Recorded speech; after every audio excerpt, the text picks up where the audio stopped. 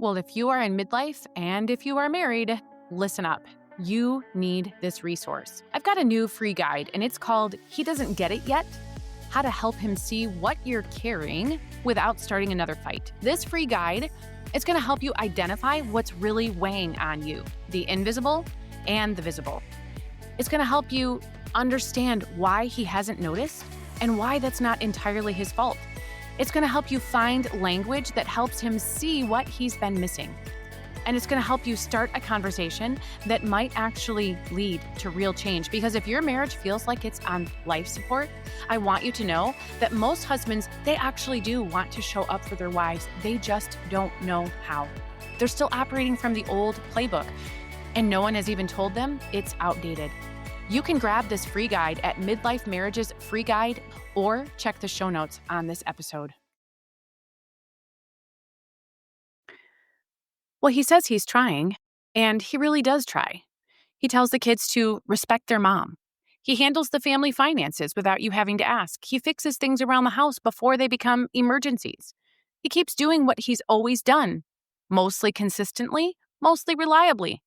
But it doesn't land, not even close, because you're drowning in decisions and worry and emotional weight, and he's offering you home repairs. Let the leaky faucet drip. Just come to the meeting with the school counselor. Put the checkbook down. Help me carry this issue. Stop solving the problem in the garage and sit with me in the problem we're having with our kid. Because here's what he doesn't understand. His version of trying is still leaving you completely alone in the fire. And you're so tired of pretending that checking boxes equals partnership. In this episode, in the 10-part series, this is episode 5, and we're talking about marriage conversations midlife besties are having, but afraid to say out loud. I'm Jennifer Roskamp, and this is the Intentional Midlife Mom Podcast. Let's dive in.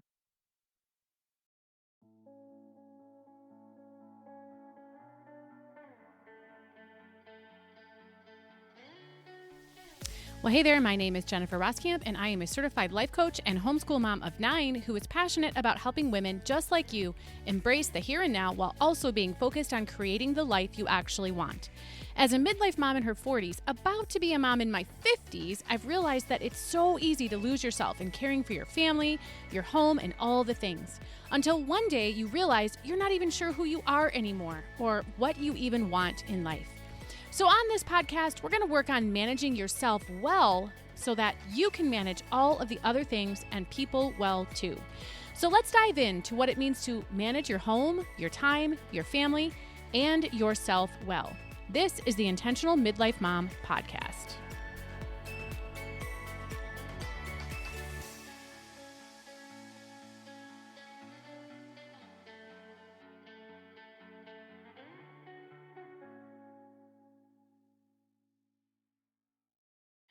Well, welcome back, friend. So after the past 4 episodes, we've been naming the hard truths about midlife marriage. We've talked about wondering if you still love him. We've talked about why everything feels wrong, even though he hasn't changed. We've talked about feeling emotionally invisible in your own life. And then we talked about being crushed by the invisible load that no one sees. These conversations all started in episode 180 of the Intentional Midlife Mom Podcast. Go back and listen to those if you have missed them. In this episode, we're addressing the disconnect that might be the most painful of all. He says he's trying, but it's not what you need. And the gap between his effort and your reality is leaving you feeling more alone than ever. And so today we're unpacking what he thinks is effort and why it's missing the mark. We're going to talk about what you actually need to feel supported in this season. And we're going to talk about why trying feels more like abandonment when it's misdirected. By the end of this episode, you'll have language for what real support looks like and permission to stop accepting effort that doesn't actually help. So let's go. Well, we're going to start with what he is doing, because here's the thing. He is trying. He's showing up in the ways that he knows how. Maybe he handles the bills without you having to think about them. Maybe he keeps the cars maintained so that you don't have to worry about breakdowns. Maybe he fixes things around the house, the leaky faucet, the broken door, the Wi-Fi router that keeps acting up. He tells the kids to be nice when he hears that they're being disrespectful. He backs you up when you set a boundary with them, most of the time. He shows up for family events and school functions, the things on the calendar. And from where he's standing, he's being a good husband, a good father, a good partner. He's consistent, he's reliable, he's steady, at least most of the time. He's doing what he's always done, and it used to be enough. But now it's not enough, not even close. And here's what's making you feel crazy. You're not asking him to stop doing those things. You're not asking him to become somebody entirely different. You're asking him to see the new weight that you're carrying and to help with that too. But he just doesn't see it. He thinks what he's always done should still be good enough. And so instead of asking what's changed or what you need now, he just keeps doing the same thing he's always done. Things like create financial stability and take care of the home maintenance and surface level backup with the kids. And meanwhile, you're collapsing under the weight of the emotional chaos your teenager is going through and the fear that keeps you up at night wondering if they're going to be okay. The decisions about your aging parents, whether to intervene, how much to help, when to have hard conversations about their future. The mental load of managing everyone's emotional well being while your own is crumbling. The constant worry about whether your marriage is even going to survive this season or if you're just both going through the motions until all of the kids are grown. And while all of that is going on, he's fixing the Wi Fi. Again, now let me be clear none of what he's doing is bad, right? Financial responsibility, it matters. Home maintenance matters. Showing up for family events, these things matter. These aren't small things, but they're not the things that are breaking you. And that's the disconnect. The consistent things that he's doing, they just aren't bringing you much help anymore. And it's infuriating because life is heavier now. The problems are bigger, the emotional load is crushing, and he's still operating like it's 10 years ago. Like if he just keeps doing what he's always done, everything will be fine, but everything's not fine. You're not fine. And the fact that he can't see that, the fact that he thinks balancing the checkbook equals emotional support, it's making you want to scream. So let me give you an example in my own life. There was a season when one of our kids was really struggling. I was honestly terrified. I was completely overwhelmed. I was lying awake at night, running through every worst case scenario. And my husband was making sure that the pool was vacuumed. He'd get done with it and say, "See, doesn't it look nice?" And I wanted to cry because I didn't need the pool vacuumed, the pool that I used to have time to sit in once in a while. But in reality, it's been 2 years since I could afford the time. I needed him to say, "I'm worried too. What do you think is the best thing for us to do?" I needed him to be as worried as I was, not distract himself with tasks, but that's not how he's wired. When he feels helpless, he fixes things. When life feels out of control, he focuses on what he can control, the tangible, solvable problems. And from his perspective, that is trying, that is showing up. But from my perspective, it felt like he was checking out, avoiding the real problem by making himself busy with things that just don't matter and leaving me to deal with the big things that he knows are there, but it's just easier to do the things he can check off the list while letting me deal with the messy, hard parts of life. And that's what so many midlife marriages look like right now.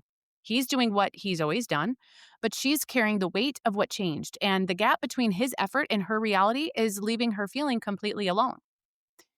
And really, here's what makes this so painful. It's not just that he's not helping with the right things, it's that he doesn't even see what the right things are. These helpful things that he's so proud of, they're not actually lightening your load. They're just brushing crumbs off the mountain. Let me paint you a picture. Your teenager comes home from school, slams the door, and goes straight into their room. You feel it. You know something is wrong. Your mom radar is screaming. And so you spend the next hour checking on them, trying to draw them out, holding space for whatever is happening while internally spiraling about whether this is normal teenage mood swings or is this something more serious. And your husband's in the garage organizing his tools. Later, when you try to talk to him about it, he says, "They're fine. Teenagers are moody. You worry too much." And then he goes back to whatever he was doing. Meanwhile, you're carrying the weight of, but what if they're not fine? Or here's another one. You're trying to make a decision about your aging parent. They're declining, and you can see it, but you don't know what to do. Do you intervene? Do you risk their resentment? Or do you wait and risk something more serious happening? And so you bring it up to your husband multiple times. And he says, "Whatever you think is best. I trust your judgment." And this sounds supportive, but what it really means is, I don't really know. And I'm just not interested in figuring out what the answer could be. And so you'll just figure it out fine without me. And in reality, you will, like you've always done, because it has to be figured out. You carry it alone, along with the worry, the guilt, and the fear that you're going to make the wrong call. Or what about this example? You're overwhelmed, completely maxed out, and You look like it. Anyone who knows you even a little bit can see it, but he can't. Or if he does, he knows he's just not going to open that can of worms. And so you finally say, I need help. And he says, well, okay, just tell me what you need me to do, which sounds reasonable. But what it really means is, I'm not going to take any initiative. You've got to spell it out for me. So now you're not just doing the thing, you're also managing his part of it. You're planning it, you're mapping it out, you're delegating it, you're following up on it, which means in reality, it's still on your plate. Your plate has now just expanded. And that's what he doesn't see. He thinks he's trying, but his version of trying is still leaving all of the heavy lifting up to you. Because here's the truth: you don't want surface effort, you want attunement.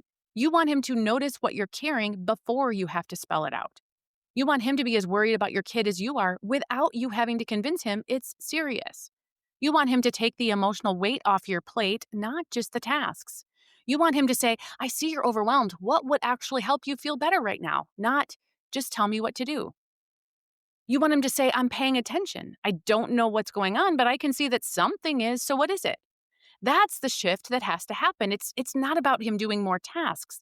It's about him seeing more of what you're actually carrying, because right now, he's blind to it. And his well-intentioned efforts, they're landing like slaps in the face because they're so far from what you actually need. Well, if you are in midlife and if you are married, listen up. You need this resource. I've got a new free guide, and it's called He Doesn't Get It Yet: How to Help Him See What You're Carrying Without Starting Another Fight. This free guide, it's going to help you identify what's really weighing on you, the invisible and the visible. It's going to help you understand why he hasn't noticed and why that's not entirely his fault. It's going to help you find language that helps him see what he's been missing. And it's going to help you start a conversation that might actually lead to real change. Because if your marriage feels like it's on life support, I want you to know that most husbands, they actually do want to show up for their wives. They just don't know how. They're still operating from the old playbook, and no one has even told them it's outdated. You can grab this free guide at Midlife Marriage's free guide, or check the show notes on this episode.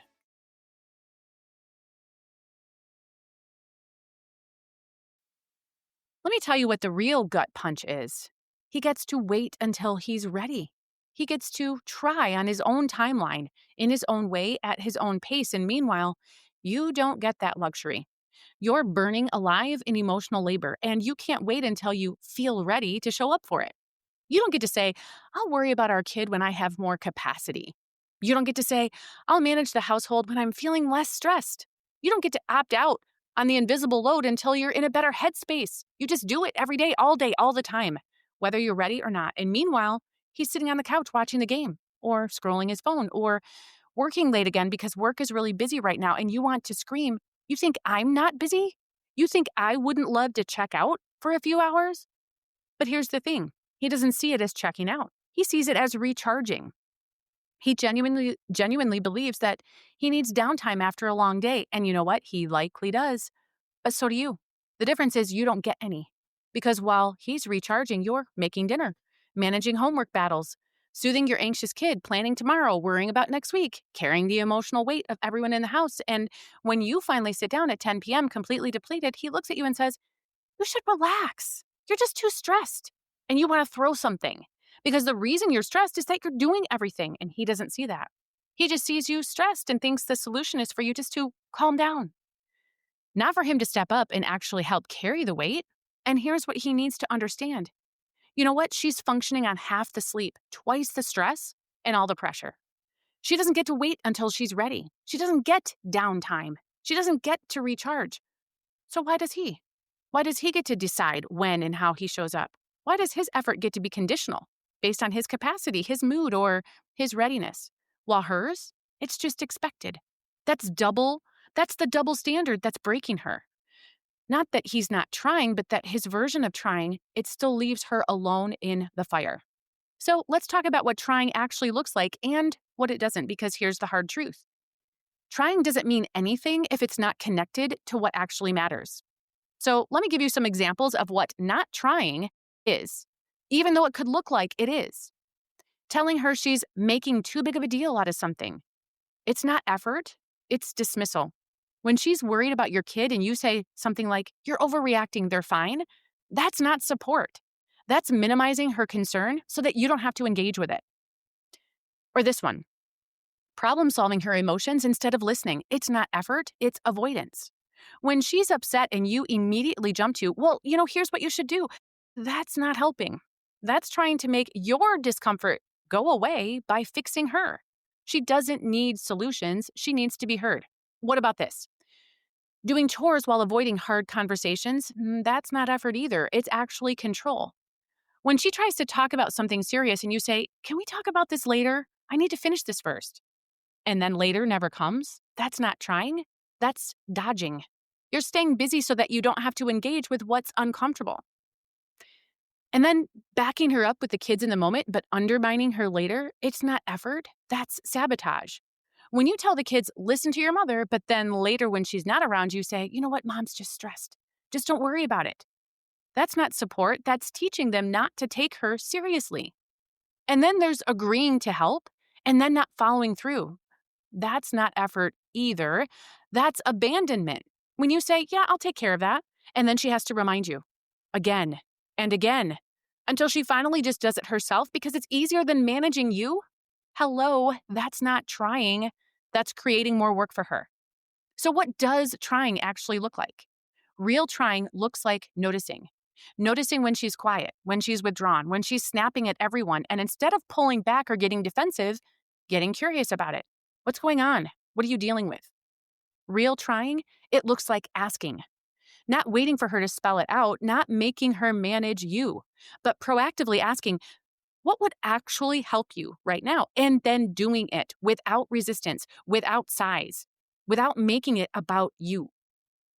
Real trying looks like prioritizing what matters to her, even if it does not matter to you. I'm spelling that out for you. Maybe you don't think the thing with your kid is that big of a deal. Maybe you think she's worrying too much, but you know what? She's worried, and that should be enough. You don't have to agree with her concern to help her carry it. Real trying looks like giving up your comfort for her care, turning off the game, putting down your phone, skipping the thing you wanted to do because right now she needs you more. And partnership, it means showing up, even when it's inconvenient. Real trying looks like saying, "I know you're exhausted. What can I take off your plate? I see you're worried. Let's figure this out together. I don't fully understand what you're going through, but I want to. Help me understand." That's trying.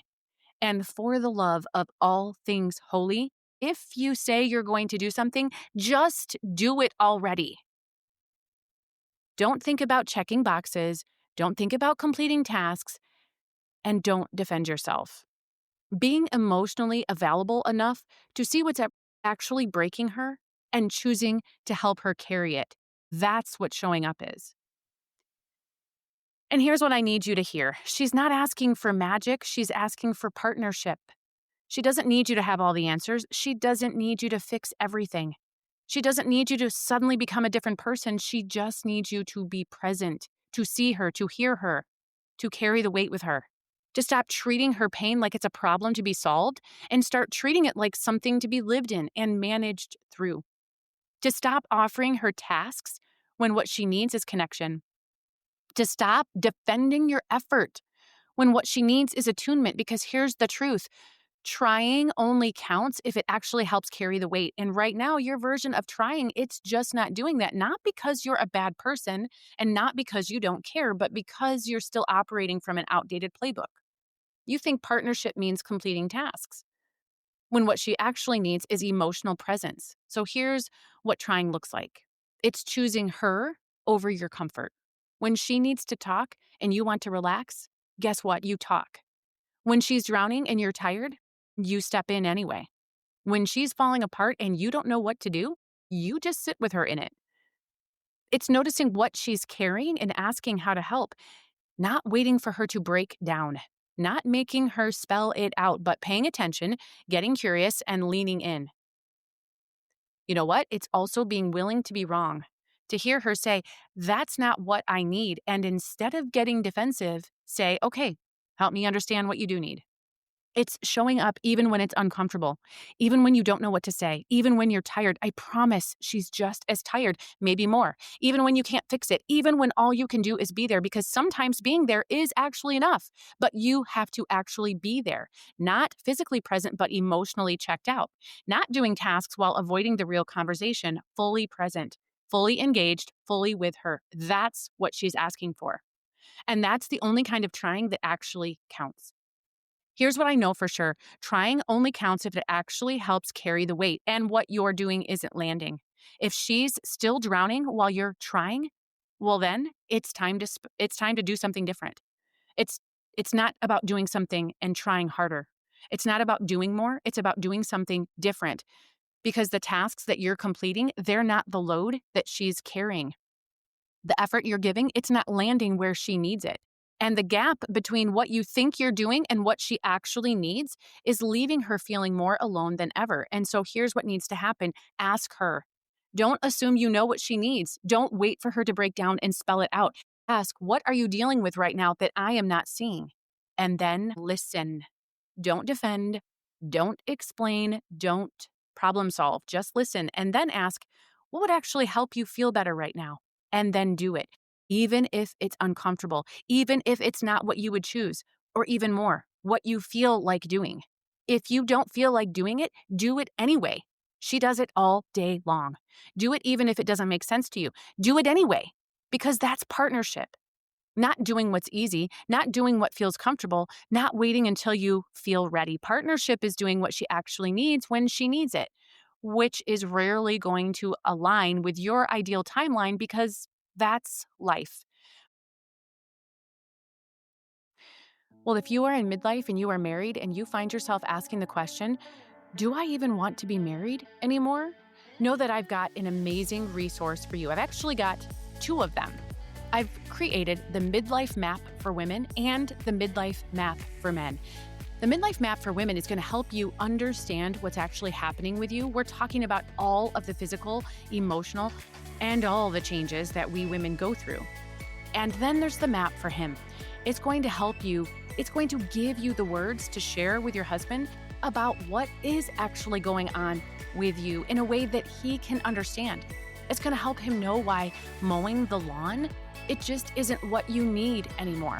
What you need, it goes much deeper. Make sure you visit midlifemarriages.com to check out this amazing resource. And if you're listening and know that your husband needs to understand some of this but are not sure where to start, that's exactly what the free guide, He Doesn't Get It Yet, is designed to help with. It's going to help you understand. It's going to help you understand what you're actually carrying, not just what's visible.